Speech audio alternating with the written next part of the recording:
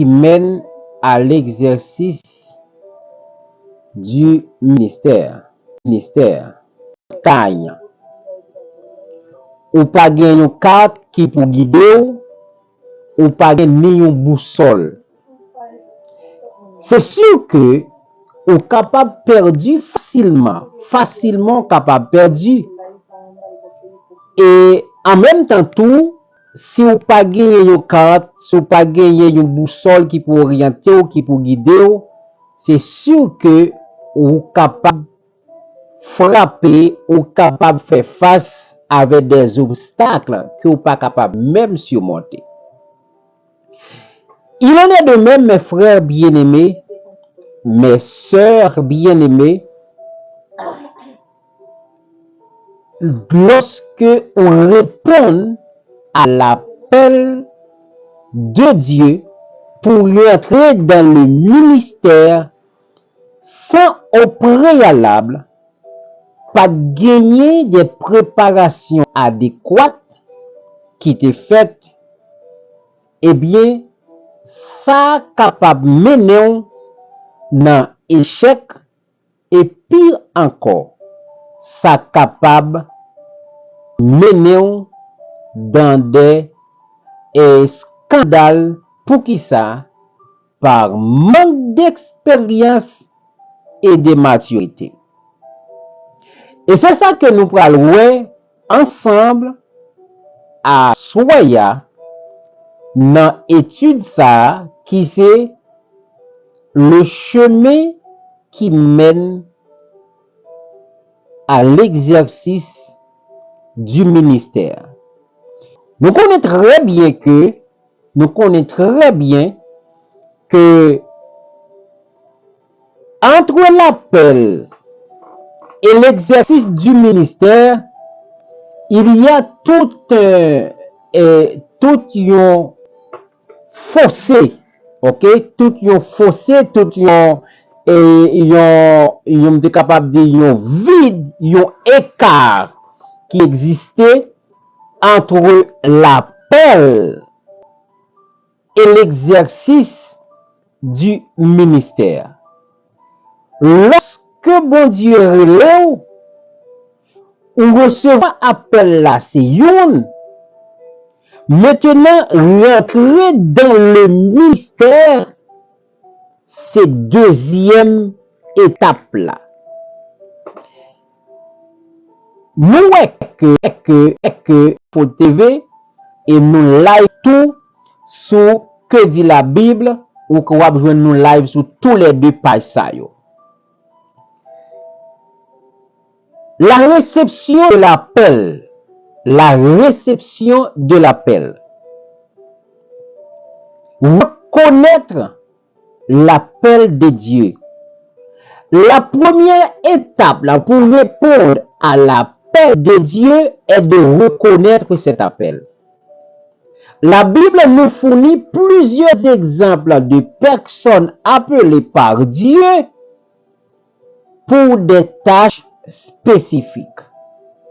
Maintenant, comment ou êtes capable de connaître que Dieu relève? Comment savoir que Dieu nous a appelés? Premièrement, ce n'est pas un désir ardent de servir. Un désir ardent de servir, ou qu'à comprendre, ou qu'à connaître, ou qu'à certifier que Dieu vous a appelé. Vous êtes là. Par un désir ardent de servir, vous allez savoir que Dieu vous a appelé. Un des signes les plus communs de l'appel de Dieu est un désir intense et persistant de servir. Ce désir peut se manifester de diverses manières, comme une passion pour l'étude de la Bible, une envie de prêcher ou d'enseigner, un besoin d'aider les autres. L'apôtre Paul parle de ce désir dans 1 Timothée chapitre 3, le verset 1er. En disant que si quelqu'un aspire à la charge d'évêque, il désire une chose ou encore une œuvre excellente. Ok? Le désir ardent de servir, le désir ardent de prêcher, d'enseigner, de servir les autres, c'est un signe que Dieu vous a appelé. Et deuxième façon, pour reconnaître que Dieu vous a appelé, c'est la confirmation par les autres.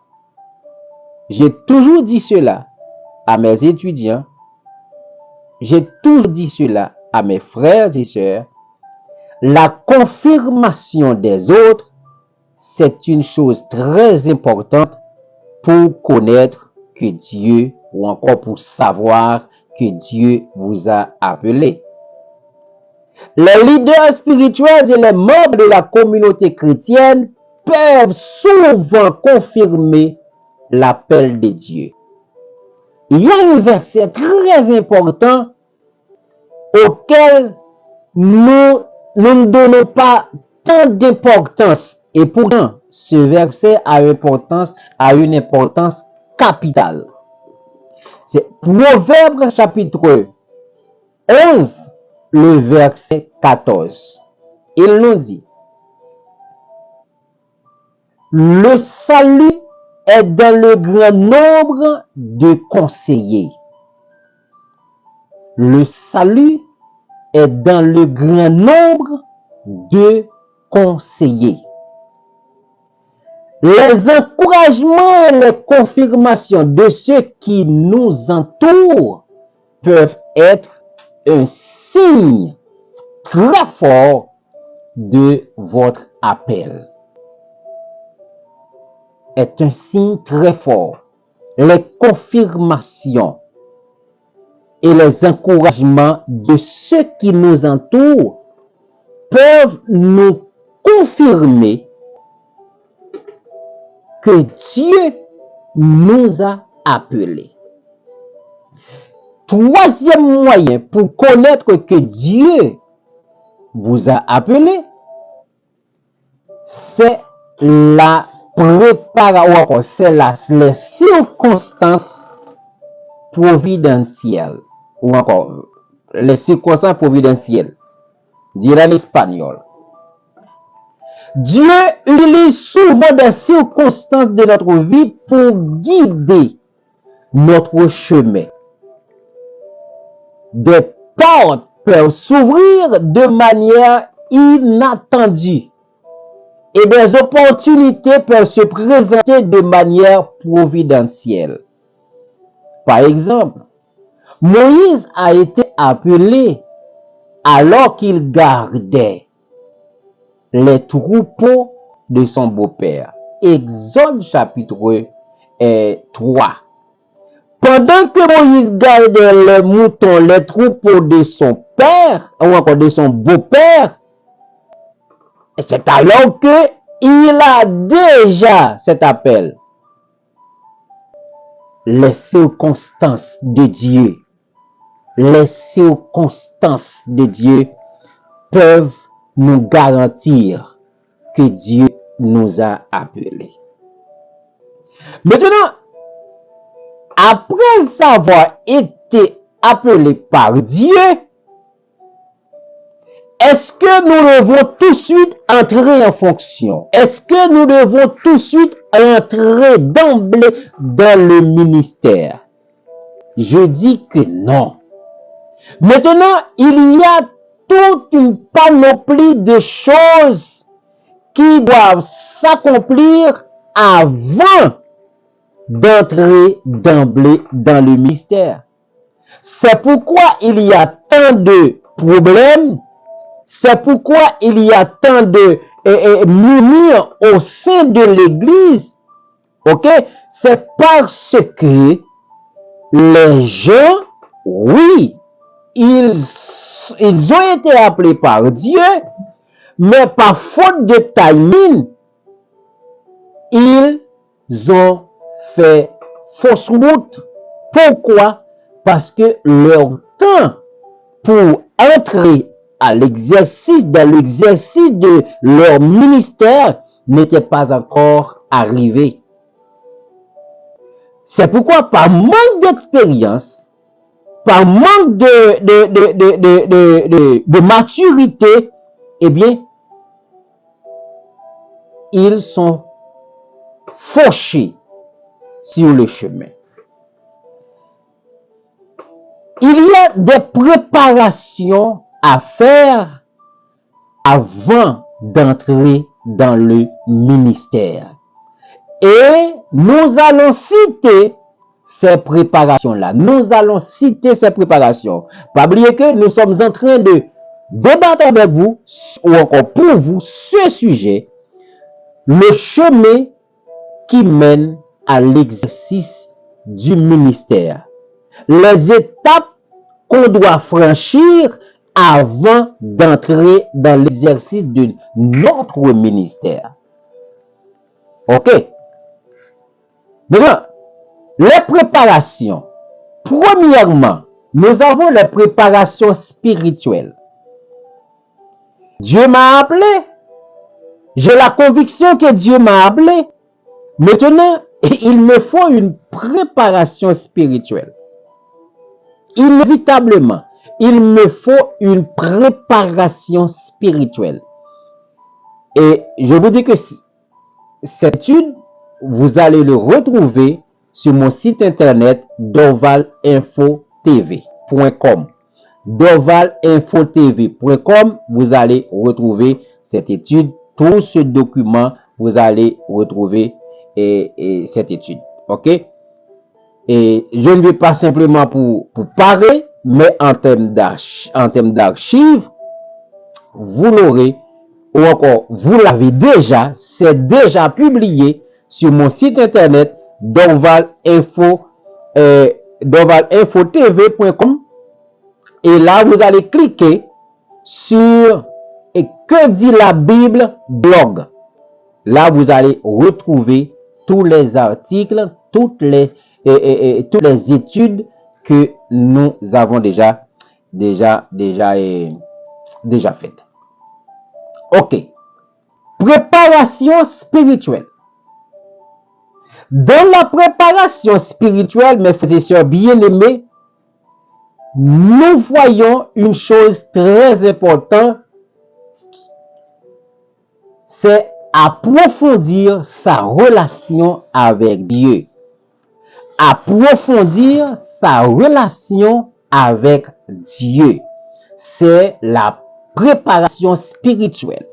Maintenant, pour approfondir tes relations ou vos relations avec Dieu, il vous faut trois choses. Premièrement, la prière. Deuxièmement, l'étude de la parole de Dieu, de la Bible. Et troisièmement, la méditation. Pas oublier, je vous ai dit souvent que en matière de la parole de Dieu, il y a trois étapes. En matière de la parole de Dieu, il y a trois étapes. L'étape de lecture, l'étape de l'étude, l'étape de la méditation. Ces trois étapes, il faut les franchir pour avoir une très bonne relation avec Dieu. Trois étapes. En matière de la parole de Dieu, l'étape de lecture, l'étape de l'étude et enfin l'étape de la méditation. Maintenant, pour la préparation spirituelle, c'est la relation, c'est approfondir tes relations avec Dieu. Une fois l'appel de Dieu reconnu, La préparation spirituelle est cruciale. Cela comprend la prière, l'étude de la parole ou de la Bible et la méditation, mes frères et sœurs. La méditation. La méditation. La prière. La prière est la pierre angulaire de toute préparation spirituelle. Jésus lui-même passait de longues heures en prière avant de prendre des décisions importantes. Luc chapitre 6, le verset 12. Même Jésus nous donne cet exemple. Jésus a été appelé pour un travail spécial, pour une mission spéciale, pour une œuvre spéciale, pour un ministère spécial. Mais à chaque instant, Jésus a dit souvent, car, ou encore la Bible répète souvent, car son heure n'était pas encore arrivée. Si pour Jésus, son heure n'était pas encore arrivée pour faire quelque chose, pour entreprendre quelques initiatives, et pour nous qui sommes des êtres humains, des simples hommes, Jésus a dit, mon heure n'était pas encore arrivée. Et il y en a de même pour nous qui avons été appelés par Dieu, nous avons une heure pour commencer le ministère. Nous avons une époque, nous avons un moment spécial pour rentrer d'emblée dans le ministère de la parole de Dieu, dans le ministère dans l'église de Dieu. La prière permet de chercher la direction divine et de renforcer notre relation avec Dieu. Deuxième point dans la préparation spirituelle, c'est l'étude de la parole de Dieu. L'étude de la parole de Dieu. Connaître profondément la parole de Dieu est essentiel pour quiconque aspire à servir dans le ministère. Alléluia. 2 Timothée chapitre 2, le verset 15, nous exhorte à manipuler correctement la parole de Dieu. L'étude des Écritures permet de comprendre les doctrines. Il faut être enraciné dans de vraies doctrines. Il faut être enraciné dans de vraies doctrines. Et si vous avez des questions, mes frères et sœurs, n'hésitez pas à les poser. Si vous avez des questions, n'hésitez pas à les poser. Parce que nous sommes là pour répondre, nous sommes là pour vous servir. Ok? Le chemin qui mène à l'exercice du ministère, vous allez retrouver, vous avez cet article sur mon site internet dovalinfotv.com. Ok. Maintenant, c'est mon devoir de vous expliquer ça sur les réseaux sociaux, sur TikTok. Ok. La prière, l'étude de la parole de Dieu. L'étude de la parole de Dieu est essentielle pour quiconque aspire à servir dans le ministère. 2 Timothée chapitre 2, le verset 15. 2 Timothée chapitre 2, le verset 15. Ok. Maintenant, l'étude des Écritures permet de comprendre les doctrines, de discerner la volonté de Dieu et d'être bien équipé pour enseigner et prêcher. Enseigner et prêcher. carré. Il dit, non, Dieu m'a appelé, j'ai tout reçu de Dieu, je n'ai pas besoin de personne, etc., etc. Alléluia, alléluia. Et quelqu'un est en train d'être béni, hein? Et quelqu'un est en train de se bénir. Oui ou non? Ok. Maintenant, dans la préparation spirituelle, nous disons que l'objectif de la préparation spirituelle, c'est approfondir ta relation avec Dieu. Maintenant, pour approfondir votre relation avec Dieu, il vous faut la prière, il vous faut l'étude de la Bible. Et troisièmement, mes bien-aimés, troisièmement, il y a la méditation de la parole de Dieu. La méditation de la parole de Dieu pour améliorer votre relation avec Dieu, il y a la méditation. Méditer sur les Écritures aide à les intégrer profondément dans notre cœur et notre esprit. Méditer, je ne dis pas lire, je ne dis pas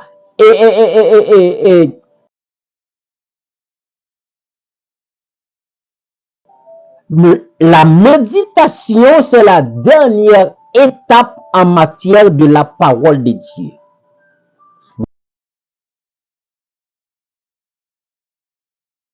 Vous saviez ceci?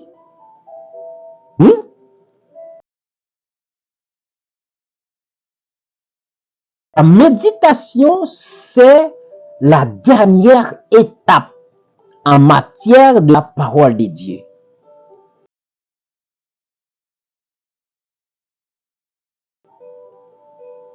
En matière de la parole de Dieu, il y a ce qu'on appelle la lecture. Il y a l'étude de la parole de Dieu. Si vous vous donnez la peine de lire la Bible sans étudier la Bible, vous faites erreur.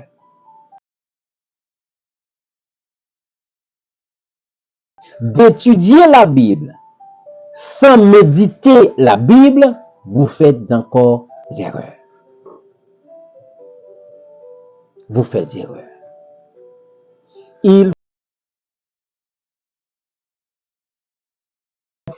C'est dans la méditation de la parole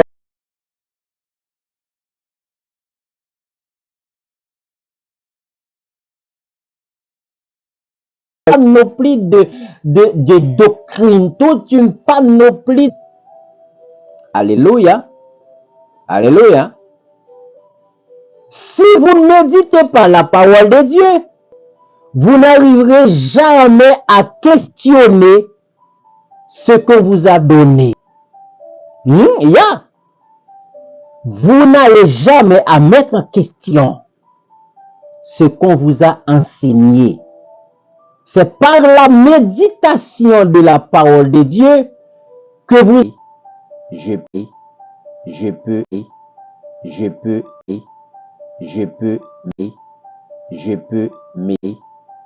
peux méditer.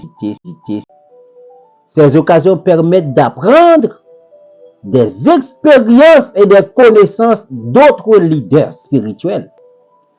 En participant dans des séminaires, en participant dans des ateliers, vous allez vous procurer des expériences des autres, apprendre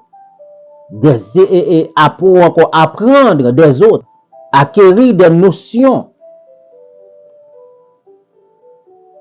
apprendre des vécus des autres, des ateliers et des séminaires. Et la troisième préparation, n'oubliez pas que c'est la préparation spirituelle, la préparation intellectuelle et académique et la préparation psychologique et sociale. La préparation psychologique et sociale, 3 points. équilibre et maturité émotionnelle, gestion du stress, conseil et mentorat, conseil des mentors. Équilibre et maturité émotionnelle. Le ministère peut être exigeant émotionnellement.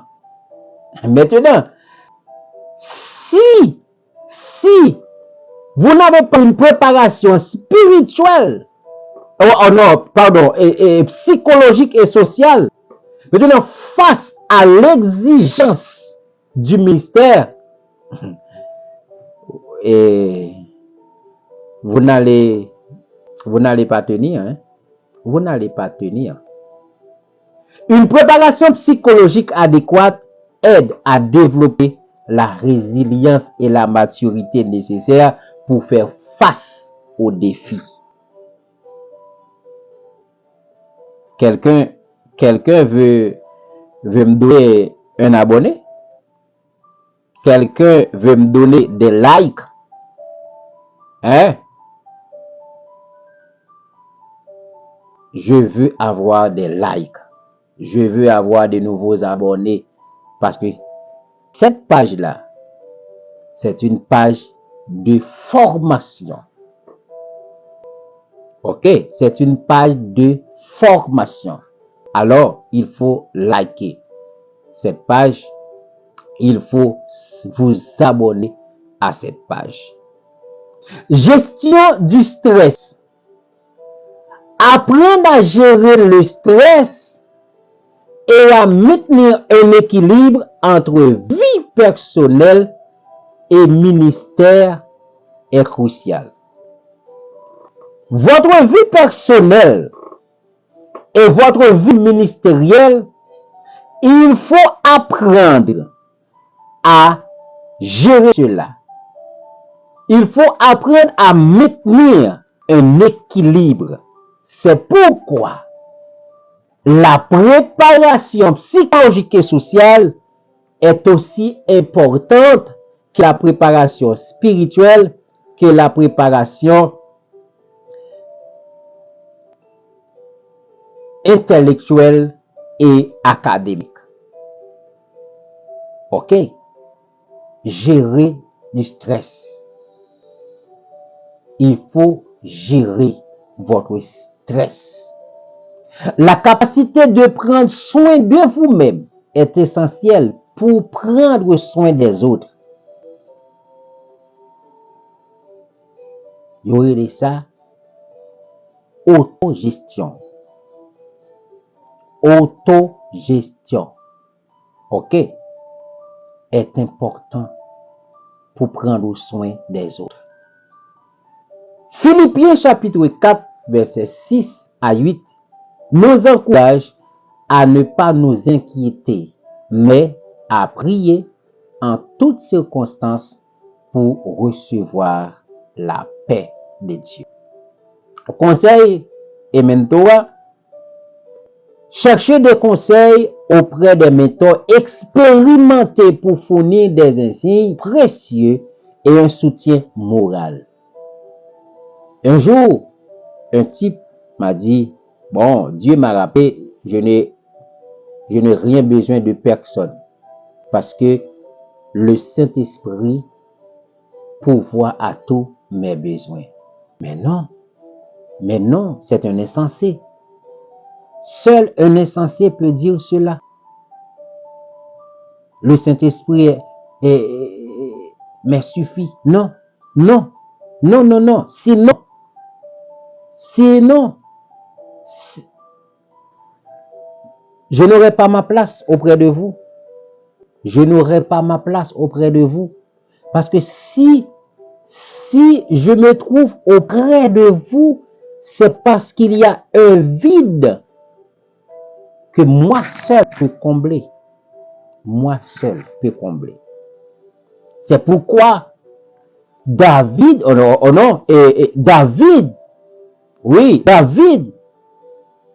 avait besoin de Jonathan. Ouais.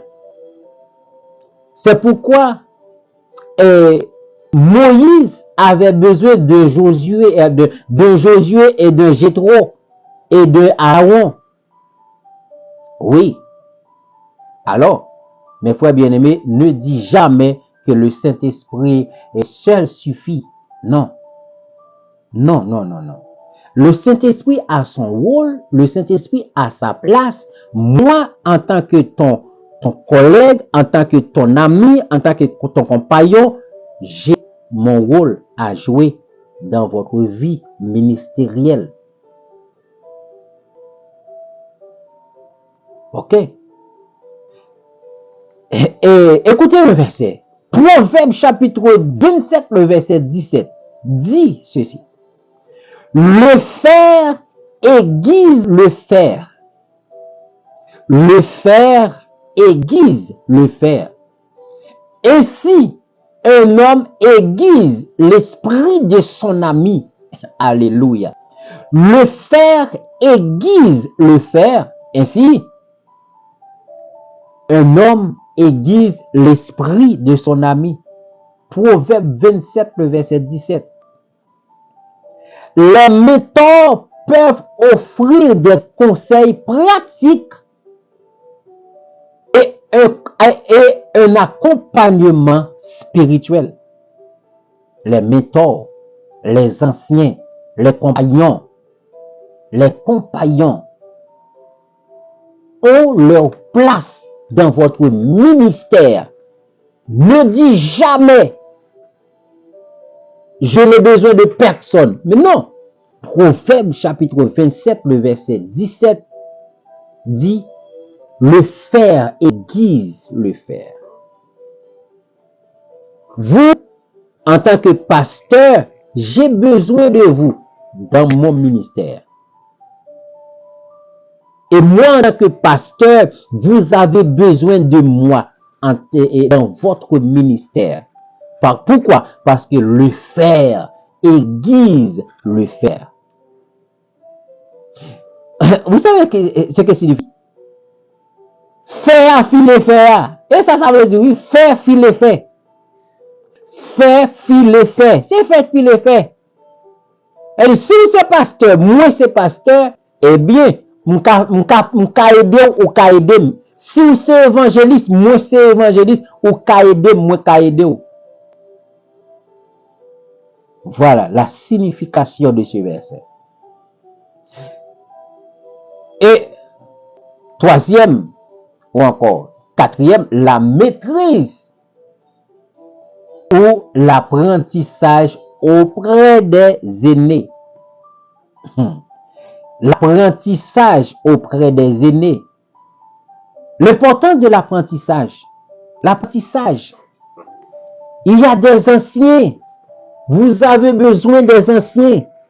Vous avez besoin des conseils des anciens. Parce que il y a si longtemps, ils sont passés par là. Il y a si longtemps qu'ils sont passés. Ils savent déjà la route. La route, ils savent déjà. Ils savent où vous devez mettre les pieds pour ne pas tomber. Ok. L'importance de l'apprentissage. Apprendre auprès de ceux qui ont plus d'expérience est une étape cruciale. Apprendre auprès de ceux qui ont plus d'expérience que nous est une étape cruciale. Modèle biblique. Des exemples bibliques, nous, comme Élie et Élisée, 2 Rois chapitre 2, montrent l'importance de l'apprentissage et l'encouragement et l'accompagnement par des aînés dans le ministère. Élisée a suivi Élie et a appris de lui avant de recevoir une double portion de son esprit. Pratique sur supervision. Vous avez besoin d'être supervisé par quelqu'un. Tout cela, avant d'entrer d'emblée dans le ministère, il faut passer par tous ces chemins-là avant même d'entrer dans le ministère. Avant d'entrer dans le ministère. Tout cela, avant d'entrer dans le ministère, pratique sous supervision. Engagé dans des stages et des périodes de pratique sous la supervision des pasteurs et des leaders expérimentés permet d'acquérir des compétences pratiques tout en étant guidé et corrigé.